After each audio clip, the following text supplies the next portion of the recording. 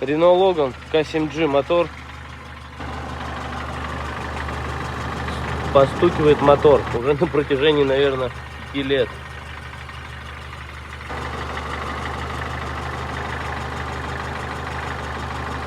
Такой странный звук.